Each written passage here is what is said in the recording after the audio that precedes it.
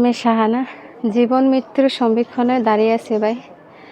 আমার শরীরের অবস্থা অনেক খারাপ। আমার 3টা ছেলে মেয়ে, আমার দিকে তাকানোর দরকার নেই। আমার 3টা ছেলে মেয়ের মুখের দিকে তাকিয়ে আপনাদের কাছে অনুরোধ হাত জোর করছি, আপনারা আমাকে সুস্থ করার জন্য সহযোগিতা করেন। আমার সংসারে অশান্তি হয়ে গেছে, আমি অসুস্থ করে চালাতে পারছি না। আপনাদের কাছে অনুরোধ হাত জোর করে করছি, আমাকে সহযোগিতা করেন। আপনাদের কাছে আমার এতটুকুই চাও। আমার জরায়ুতে ইনফেকশন হয়েছে, এমন একটা দলা রয়েছে, এটা অপারেশন করাতে হবে। এবং ডায়াবেটিস, প্রেশার দুটোই বেড়ে গিয়েছে। মাথার যন্ত্রণা করে বেশি, আমি দাঁড়াতে পারি না, আমি কাজকর্ম করতে পারতেছি না। এই নিয়ে আমার ওইটি অসুস্থ। আপনার এই বয়সে এত রোগ কিভাবে ধরা খেলো? কিভাবে ধরা খেলো আমি নিজেও বলতে পারতেছি না। হঠাৎ করে মাথা ঘুরে পড়ে গেছি। এরপরে আমার শ্বাস নিতে অনেক কষ্ট, শ্বাসকষ্ট। তারপরে ডাক্তারের মেয়ের কাছে গেছিলাম, পরীক্ষা নিরীক্ষা ধরা পড়েছে এটি আমার অসুখ। কিন্তু চিকিৎসা করাতে অনেক টাকা লাগে, এটি করাতে পারছি না। এ কারণে আমি আপনাদের সামনে এসেছি। আপনারা আমাকে যে যেখানে আছেন আপনারা আমাকে সহযোগিতা করেন, আমি একটু সুস্থ হতে চাই। আপনি কি মিথ্যা কথা বলছেন? আসলে আপনার এই বয়স, আপনার বয়স কত? এই বয়সে আপনার এত রোগ কেন? মানে না ভাই, প্রথম সন্তানের বয়স কত একটু বলবেন? আমার প্রথম সন্তানের বয়স 15 বছর, দ্বিতীয় মেয়ের বয়স হচ্ছে 13 বছর এবং ছেলেটা 5 বছর 7 মাস চলে। তাহলে আমরা ধরে নিতে পারি আপনার বয়স আনুমানিক 30 থেকে 35 হবে। জি। এই 30 থেকে 35 বছর বয়সে আপনার এত রোগ কিভাবে, মানে আপনি শরীরের মধ্যে নিয়ে টিকে আছেন? কি করব ভাই, আমরা গরিব মানুষ, আমরা ঠিকমতো চিকিৎসা করাতে পারি না। হালকা চিকিৎসা করি, একটু সুস্থ হই, এরপরে তো আবার কাজকাম করতে হয় সংসার চালাতে গেলে।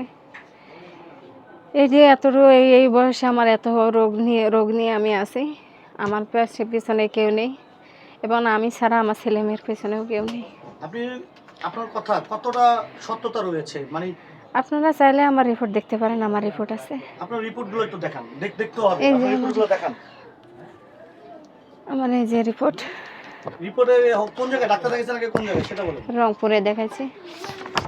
এই যে আমার পরীক্ষা করার এই যে রিপোর্ট, এটি হচ্ছে আমার রিপোর্ট। এবং এই যে আলতা করেছি, যে রক্তের দলা যে রয়েছে সাইডে, এটিও রয়েছে। ওকে, আচ্ছা এখন আপনি কি চাচ্ছেন? আমি চাচ্ছি আমাকে সহযোগিতা করে, আমি একটু সুস্থ হতে চাই এবং আমার 3 ছেলে মেয়ের একটু পড়ালেখা খরচ চালাইতে চাই। 3 ছেলে মেয়েকে একটু মানুষের মতো মানুষ করতে চাই, এতটুকুই তাদের কাছে আমার চাওয়া।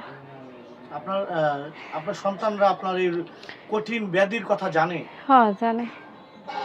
যখন আপনার সন্তানরা, আপনি বলেন জানে, যখন আপনি একটু অসুস্থ হয়ে পড়েন, আপনার সন্তানরা কি করে সেটা একটু বলেন।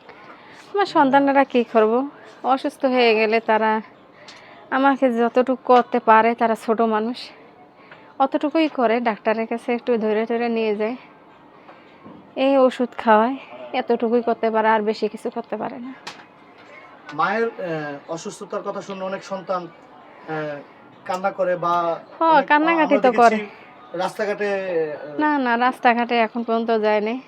না রাস্তাঘাটে না, আমি বলতেছি আমরা দেখেছি অনেক মায়ের অসুস্থতার কথা শুনে অনেক সন্তান রাস্তাঘাটে যে মানুষের কাছ থেকে 2-1 টাকা সহযোগিতা চায়, যে আমার আম্মু অসুস্থ, আমার মা বাবা অসুস্থ, এই ধরনের ঘটনা আমরা দেখেছি। না, এখন পর্যন্ত আমার সন্তানেরা যায়নি।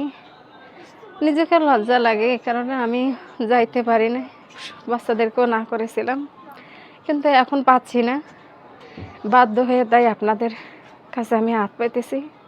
আপনারা আমাকে সহযোগিতা করবেন, আমি একটু সুস্থ হইতে চাই। আপনার সন্তান যদি আপনি বাইরে যায়, মানুষের কাছ থেকে 1 টাকা 2 টাকা সহযোগিতা চায়, যাবে কিনা সেই, আপনি কি সুস্থ হওয়ার জন্য সেই পথ বেছে নেবেন কিনা? না সেই পথ বাঁচানোর দরকার নেই, কারণ তাদেরও একটা ভবিষ্যৎ আছে।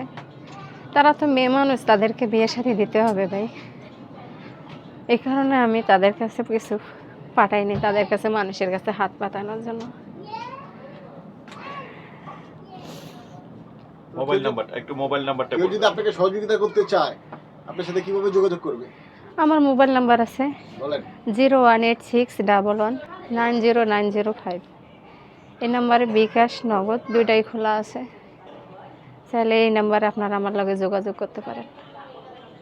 জীবন মৃত্যুর সন্ধিক্ষণে দাঁড়িয়ে আছেন, আপনার 3টা সন্তান নিয়ে আপনি খুব কষ্টে আছেন, যে কি হয়েছে আপনার একটু সেটা বলেন।